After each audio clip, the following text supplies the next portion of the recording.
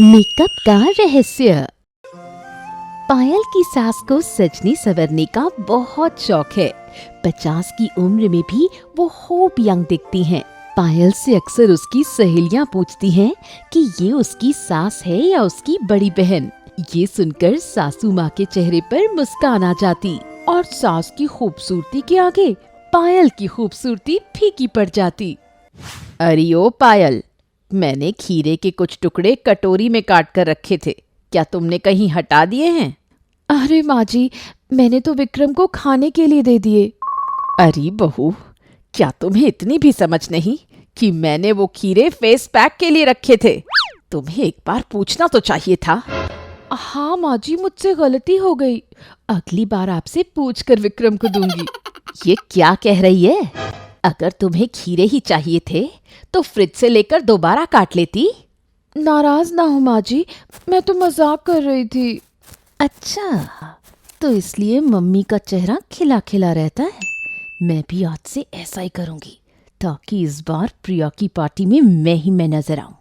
अरे ओ पायल, कल मैं बाहर से कुछ सामान लाई थी, तुमने कहीं देखा है? नहीं तो, मेरी नजर में तो ऐसा कोई सामान नहीं आया।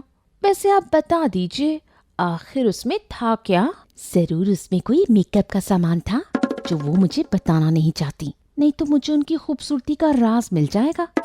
अरे नहीं बेटा, उसमें कुछ फल थे। रहने दो, मैं देखती हूँ। बड़ी आई मुझसे पूछने वाली। भला मैं क्यों बताऊं कि उसमें मस्कारा, फाउंडेशन, आईलाइनर और भी बहुत कुछ था।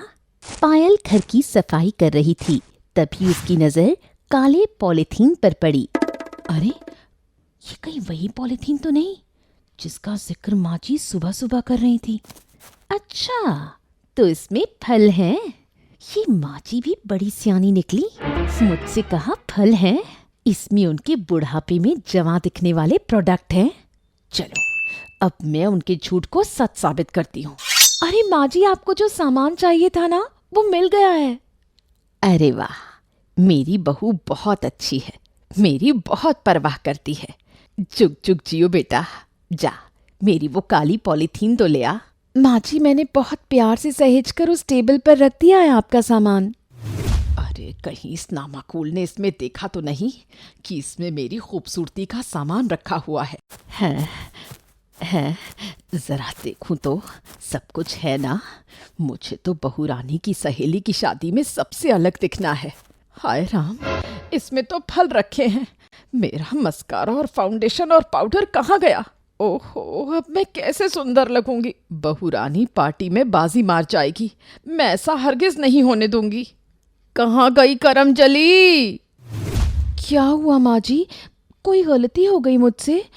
आप मुझे इतनी सुरीली ताल में बुला रही हैं। इस पॉलिथीन में वो सामान नहीं जो मुझे चाहिए था। क्या कह रही हैं माँ जी, इसमें फल नहीं है क्या? अगर मैंने इसको बता दिया कि इसमें कुछ और है तो मेरा झूठ पकड़ा जाएगा। अरे पायल, इन फलों में चीकू भी थे जो मुझे नहीं मिले। सच में माँ जी, मैंने इस पॉलिथीन को खोला भी नहीं। आपको इस उम्र में ठीक से याद नहीं रहता, आप सठिया गई हैं। क्या कहा तूने? जरा फिर से तो बोल। कुछ नहीं माँ जी, शायद आप बाजार में भूल गई होंगी। नहीं, मुझे अच्छे से याद है कि मैंने चीकू भी रखे थे। आप जाने भी दीजिए माँ जी, मैं आपके बेटे को फोन पे बोल देती हूँ कि ऑफिस से आते वक्त रास्ते में बाजार से आपके लिए चीकू लेते आए। बहू को घूरते हुए सास मन में कहती है, जरूर इसी ने मेरा सामान छुपा लिया है और बदले में फल रख दिए। सास को उल्टी सीधी पट्टी पढ़ाकर पूरे मामले से अपना पल्ला झाड़ते हुए पायल अपने कमरे में चली गई। अब सास सोचने लगी, अरे पायल, मैं तुझसे सामान तो नहीं निकलवा सकती, लेकिन तेरे मुंह से सच जरूर निकलवाऊंगी। रात के करीब 8 बजे थे। पायल रसोई में थी और इसी बात का फायदा उठाते हुए सासू माँ ने पायल के कमरे की तलाशी ली और वो कामयाब भी हुई। बहू को सबक सिखाने के लिए सासू माँ ने मस्कारे और फाउंडेशन में मिर्ची पाउडर मिला दिया।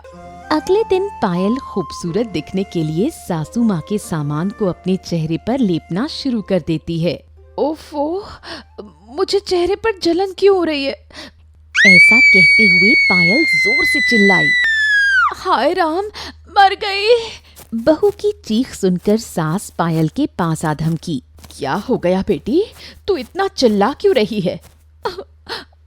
माँ जी, आपके मस्कारे और फाउंडेशन ने मेरी ये हालत कर दी। अरे ये क्या, मैंने तो सच बता दिया। तो उस दिन चीकू तूने ही गायब किए थे।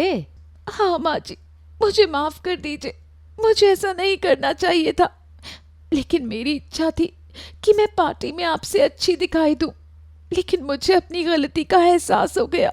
जाने दे पगली, तू मेरी बेटी जैसी है, मुझे तुझसे छल नहीं करना चाहिए। मैंने भी तो झूठ बोला था कि काली पॉलिथीन में फल है, ना कि मेरे सजने संवरने का सामान। फिर भी माँ जी, मुझे आपसे झूठ नहीं बोलना चाहिए था। नहीं बहू, दोषी मैं हूँ, क्योंकि मैंने अपनी बेटी जैसी बहू से मुकाबला करने की सोची। इस तरह से दोनों के बीच खींचातानी का एक खूबसूरत अंत हो गया। अब दोनों एक दूसरे से अच्छे से पेश आने लगी।